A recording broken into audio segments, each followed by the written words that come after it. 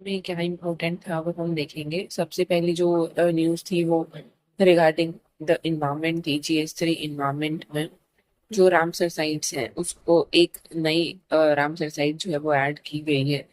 तो total count अभी कितना है? 1001 रामसर साइट्स हैं। न्यू एडिशन क्या है?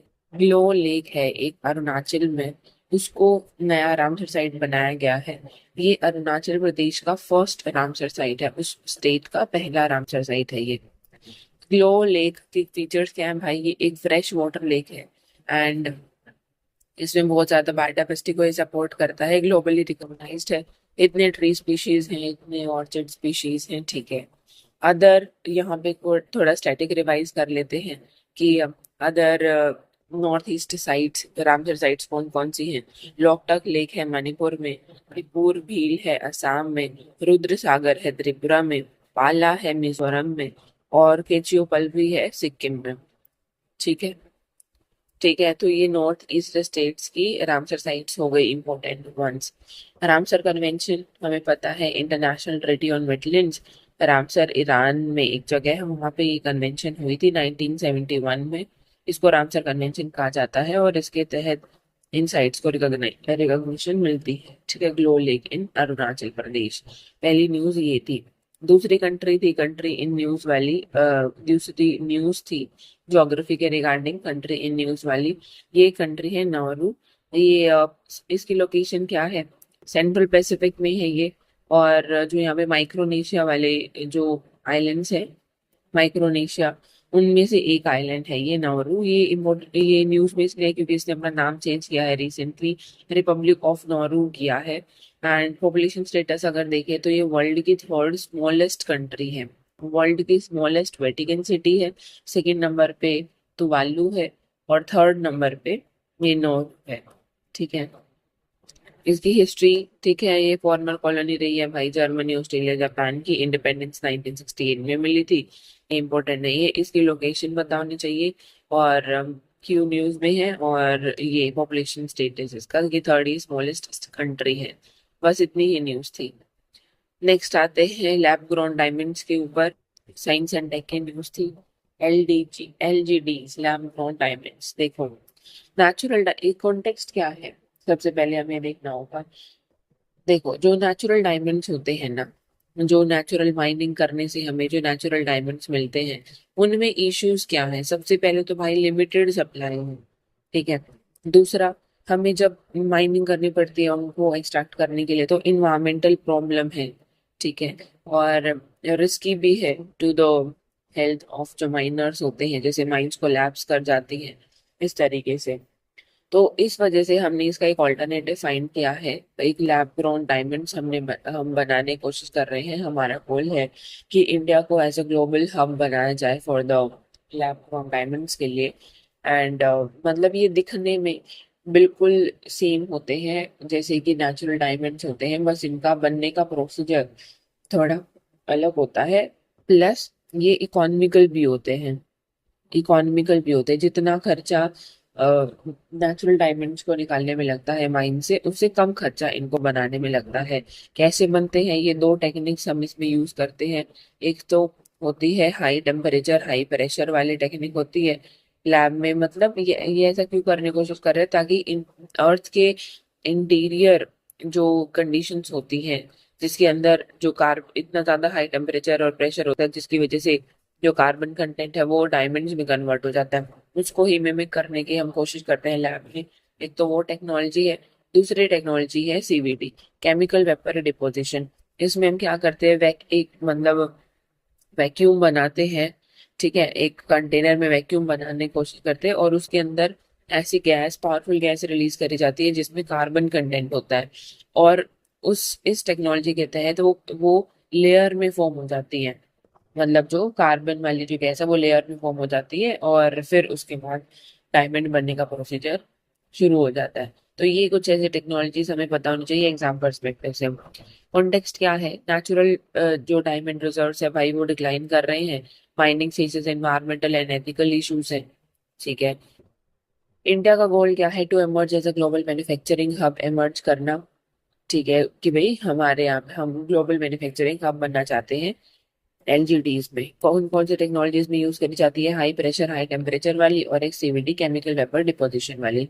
हाई प्रेशर हाई टेम्परेचर में हम क्यों करते हैं, ऐसी कंडीशन क्यों बनाने की कोशिश करते हैं? To mimic the natural earth conditions, natural earth crust के अंदर जो कंडीशंस होती है हाई प्रेशर हाई टेम्परेचर वाली, जिसमें कार्बन डायमंड में कन्वर्ट हो जाता है जिसके चलते हुए, तो इसी को ही हम इस टेक्नोलॉजी में मिमिक करने की कोशिश करते हैं।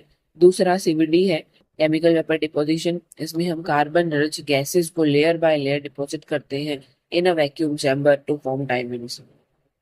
ठीक है, तो ये दोनों टेक्नोलॉजीज हमें पता होना चाहिए कि किस चीज के रिगार्डिंग है। एलजीडीज का भाई क्या इम्पोर्टेंस क्या है, उनके एडवांटेजेस क्या है केमिकली फिजिकली? तो इनके एडवांटेजेस क्या है? ये केमिकली फिजिकली एंड ऑप्टिकली मतलब दिखने में बिल्कुल आइडेंटिकल लगते हैं टू द माइन डायमंड्स। ठीक है। दूसरा कॉस्ट इफेक्टिवनेस है, इतने खर्चा आता है इनका पर कैरेट मतलब उनको बनाने में एज कंपेयर टू इतने कॉस्ट लगती है फॉर नेचुरल डायमंड्स, तो ये कॉस्ट इफेक्टिव भी है। इसके अलावा अगर हम इनको लैब में बनाएंगे तो ये ट्रेसेबल भी होंगे एंड कंफ्लिक्ट फ्री होंगे, इन्वायरमेंटली सस्टेनेबल होंगे, इंडस्ट्रियल यूज भी हम कर सकते हैं इनका। इंडस्ट्रियल यूज भी किया जा सकता है जैसे सेमीकंडक्टर्स में, इलेक्ट्रॉनिक्स में और कटिंग टूल्स में, तो ये सभी इनके एडवांटेजेस हैं। ठीक है, बस we need to have idea LGDs होते क्या है, क्या प्रोसेस होता है उनका बनने का, और क्या एडवांटेजेस वो रखते हैं ओवर द नेचुरल डायमंड्स। फिर आते हैं एग्रीकल्चर के रिगार्डिंग एक न्यूज आई हुई थी, fertiliser industry and global conflict. इस न्यूज में क्या बताया है ना, इस न्यूज में ये बताया है कि जो अभी वहां पे वेस्ट एशिया में जो भी अनस्टेबिलिटीज है उनके चलते हुए वहां पे जो स्ट्रेट ऑफ हॉर्मूज है उसको, उसके ब्लॉकेड्स को फेस करते हुए भी इंडिया में की फर्टिलाइजर्स की शॉर्टेज नहीं हुई है। तो उसका रीजन क्या है? रीजन उसका ये है, सबसे पहले तो भाई हमारे डोमेस्टिक यूरिया प्रोडक्शन भी काफी है। ठीक है, तो हम पहले बात तो उन पे डिपेंडेंट इतने ज्यादा नहीं। दूसरी चीज, हमने अगर डिपेंडेंट भी है तो हमने डाइवर्सिफाई किया हुआ है अपने सोर्सेस को, हम सिर्फ एक कंट्री पे डिपेंडेंट नहीं है, इस वजह से इफेक्ट कम हुआ। और तीसरी चीज ये है क्योंकि ये एल नीनो ईयर है, ठीक है, तो इसमें इतनी ज्यादा मतलब बारिश नहीं आई है, तो इसीलिए फार्मर को फर्टिलाइजर की ज्यादा जरूरत पड़ी नहीं है। इसीलिए अपनी जो ओवरऑल इंडिया के फर्टिलाइजर की डिमांड थी वो मीट हो चुकी है, मतलब अप्रोक्सीमेटली मीट हो चुकी है, और वो ज्यादा अफेक्ट नहीं हुई है इस रेड सी के या फिर जो ये स्ट्रेट ऑफ हॉर्मुज है उसके ब्लॉकेड के चलते हुए। तो यहाँ से पढ़ लेते हैं एक बार, इसमें क्या बताया है, impact of Iran war, West Asia conflict. ठीक है, India avoided a fertiliser crisis despite the Hormuz blockade. India के न्यूट्रिएंट, ये स्टैटिक है, इंडिया की न्यूट्रिएंट प्रोफाइल देखो, एनपीके का रेशो है ना 4:2:1, ये होना चाहिए आइडियल। अब इसमें क्या है, यूरिया है अपना, मतलब नाइट्रोजन फॉस्फोरस पोटेशियम, ये तीन हमारे कंपोनेंट्स होते हैं फर्टिलाइजर्स में। तो नाइट्रोजन की इंपोर्ट, नाइट्रोजन में हम 30% भाई इसको इंपोर्ट करते हैं, 70% अपना खुद बनाते हैं। जो ये फॉस्फोरस है उसमें 70% हम इंपोर्ट करते हैं क्योंकि फॉस्फोरस वाली जो रॉक्स है उनको लोकेट करने में मुश्किल होती है। फिर पोटेशियम जो है उसको 100% हम इंपोर्ट करते हैं। तो याद रखना चाहिए, हमको पोटेशियम को 100% इंपोर्ट करेंगे, फॉस्फोरस को 70% इंपोर्ट करेंगे, और यूरिया को 30% इंपोर्ट करते हैं हम। ठीक है, रीजन फॉर स्टेबिलिटी क्यों रहे, हाँ भाई स्टेबल क्यों रहे हैं इतने ज्यादा ग्लोबल हेडविंड्स के चलते हुए भी? तो सबसे पहले तो diversification, shifting sources to USA, Oman, मतलब हमारी डिपेंडेंस किसी एक कंट्री पे नहीं है।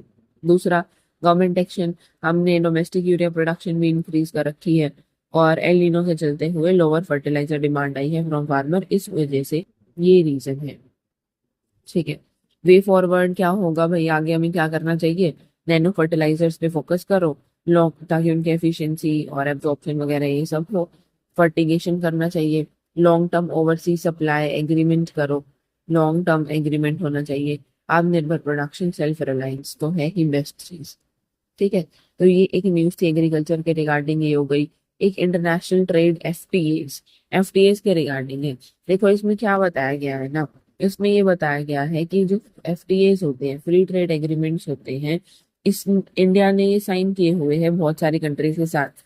जैसे कि यहाँ पे एग्जांपल है आसियान है, जापान है, और यहाँ पे साउथ कोरिया है। ठीक है, ये बताया गया है कि भाई हमने एफटीए तो साइन कर लिए है कि उनके प्रोडक्ट पे यहाँ पे टैक्स नहीं लगेगा, हमारे प्रोडक्ट पे वहां पे टैक्स नहीं लगेगा। लेकिन फेवरेबल जो होती है, ट्रेड फेवरेबलनेस जो है वो उन दूसरी कंट्रीज के फेवर में ज्यादा है। क्योंकि क्यों है? क्योंकि वहां पे इंफ्रास्ट्रक्चर ज्यादा, वहां पे कॉस्ट ऑफ मतलब कॉस्ट ऑफ इनपुट कम लगती है, तो इनका प्रोडक्ट चीपर बिकता है। वहां पे लॉजिस्टिक की फैसिलिटी अच्छी है। इस वजह से ये जो हमने एफटीएस करे थे ये सोच के कि भाई हमको मार्केट एक्सेस मिल जाएगी, ये रिजल्ट हो रहे हैं इन द इम्पोर्ट डिपेंडेंस में ये आ रहे हैं। ठीक है, मैं इस तरीके से ऐसे लिख रही हूँ, समझ नहीं आ रहा होगा क्योंकि मेरे थंब में चोट लगी हुई है इस वजह से। ठीक है, तो आजाद मैनेज कर लेना। तो इसमें ये है कि India signed FTS with ASEAN, Japan and south Korea, but they became the import driven हो गए हैं वो। ठीक है, प्रॉब्लम क्या है अपने एफटीएस में? ट्रेड डेफिसिट में चलते हैं हम ज्यादातर।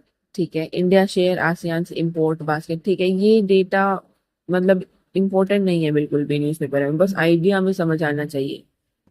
देखो चैलेंज क्या है, क्यों ऐसा हो रहा है? इंडिया के अंदर हाई लॉजिस्टिक कॉस्ट है, इंफ्रास्ट्रक्चर गैप्स है, जिसके चलते हुए कॉस्ट ऑफ इनपुट ज्यादा इंक्रीज हो जाती है। हेंस उस प्रोडक्ट का प्राइस इंक्रीज हो जाता है कंपेरेटिवली। जो दूसरी कंट्री है, सामने वाली कंट्री जिसके साथ हमने एफटीए साइन किए हैं, उनके प्रोडक्ट चीपर रहते हैं। एक ये है rules of origin issue, where the China, और एफटीएस के साथ एक ये भी इशू है। मान लो हमने एफटीए साइन किया हुआ है आसियान कंट्री के साथ। ठीक है, कि आसियान कंट्री जो है वो आसियान कंट्री के साथ हमने साइन किया हुआ है कि उनके प्रोडक्ट पे यहाँ पे टैक्स नहीं लगेगा। ठीक है, उनके प्रोडक्ट अगर इंडिया में आएंगे तो यहाँ पे टैक्स नहीं लगेगा। तो चाइना क्या करता है ना, चाइना करता है कि भाई अगर वो डायरेक्ट इंडिया में भेजेंगे तो टैक्स लगेगा, तो चाइना डंप करता है इनकी मार्केट में, आसियान की मार्केट में, फिर आसियान से वो इंडिया में आता है। ठीक है, तो कॉस्ट ऑफ ओरिजिन की ये प्रोडक्ट आया कहाँ से, ये वाले इश्यूज रहते हैं, where the Chinese products are dumped via या via ASEAN countries like the Vietnam. ठीक है, तो ये मेन दो चैलेंज है। तो ये दो मेन चैलेंज है अपने, एक तो कॉस्ट ऑफ इनपुट ज्यादा है जिसके चलते प्राइस इंक्रीज हो जाता है, और दूसरा रूल्स ऑफ ओरिजिन इशू। तो क्या करें, रिकमेंडेशंस क्या है? जो एग्जिस्टिंग एफटीएस है भाई उनको रिव्यू करो, और चेंज करने की जरूरत है तो चेंज करो उनको। इम्बैलेंसेस जो हो रहे हैं उनको मैनेज करो, बैलेंस करो, and in ease of doing business को इम्प्रूव करो, लॉजिस्टिक कॉम्पिटिटिवनेस अपना लेकर आओ दूसरी कंट्री के साथ। जैसे वहां पे लॉजिस्टिक फैसिलिटी है वैसे यहाँ पे भी होनी चाहिए। स्ट्रेंथन डोमेस्टिक मैन्युफैक्चरिंग कॉम्पिटिटिवनेस पहले स्ट्रेंथन कर लो बिफोर सामने वाली पार्टी को मार्केट ग्रांट देने की बजाय, से पहले। ठीक है, तो ये हमारा एफटीएस का रिगार्डिंग इशू था। अब एक आर्टिकल आया हुआ था यूएस जापान करेंसी स्टेबलाइजेशन के ऊपर। इसमें क्या हो रहा है ना, हमें जैसे पता है कि भाई जो जापान है, जापान में शुरू से ही मतलब बहुत टाइम हो गया है उनमें डिफ्लेशन आई हुई है। ठीक है, डिफ्लेशन आई हुई है बहुत ज्यादा। उनकी जो कंट्री है वो सप्लाई चेन मतलब मनी सप्लाई को इंक्रीज करती है। ठीक है, लेकिन फिर भी लोग बाय नहीं कर रहे हैं, इन्वेस्टमेंट नहीं हो रही है, डोमेस्टिक डिमांड नहीं इंक्रीज हो रही है, तो इस वजह से डिफ्लेशन वहां पे मेंटेन है। डिफ्लेशन के चलते हुए जो जापान की जो करेंसी है, येन, और वो बहुत ज्यादा डिप्रिशिएट हो गई है एज कम्पेयर टू यूएसडी के डॉलर में। ठीक है, जिसकी वजह से अब उनको सारी चीजें महंगी खरीदनी पड़ती है, उनकी करेंसी की वैल्यू बहुत ज्यादा कम हो चुकी है। अब यूएस और क्या नाम है, जापान के बीच में टॉक्स चल रही हैं इसके रिगार्डिंग। अब इस आर्टिकल में ये बताया हुआ है कि अगर येन यानी जापानीज येन का प्राइस इंक्रीज होता है, अगर वो अप्रिशिएट होती है, तो उसका इंडिया पे क्या इम्पैक्ट पड़ेगा? इंडिया पे ये इम्पैक्ट पड़ेगा, अभी क्या है, येन सस्ता है, ठीक है, चीपर मिल रहा है, तो जो ग्लोबल इन्वेस्टर्स हैं वो क्या कर रहे हैं, ज्यादा येन को सस्ते में खरीद के उनको इन्वेस्ट कर रहे हैं हाई यील्डिंग कंट्रीज में, बॉन्ड्स में, जैसे यूएस की मार्केट में, इंडियन मार्केट में वो इन्वेस्ट कर रहे हैं। ठीक है, इंडिया में पैसा आ रहा है। अगर ये महंगा हो जाएगा तो ग्लोबल इन्वेस्टर्स इसको बाय नहीं करेंगे, यहाँ पे इन्वेस्ट नहीं करेंगे, इंडिया से मनी बाहर, मतलब जो इन्वेस्टमेंट जो FDIs वगैरह है वो सब चली जाएंगी। ये होता है, ठीक है। ये है पड़ेगा इसका फर्क। तो करंट सिचुएशन क्या है, जापानीज येन 40 ईयर लो, मतलब इतना ज्यादा डेप्रिशिएट वो हो चुका है, प्रॉम्प्टिंग जॉइंट स्टेबलाइजेशन एफर्ट चल रही है by the between the US and the Japanese government. Yen, अब कंसेप्ट समझो, यहाँ पे इन्वेस्टर्स बोरो करते हैं जापानीज येन को लो इंटरेस्ट रेट पे क्योंकि वो चीपर है।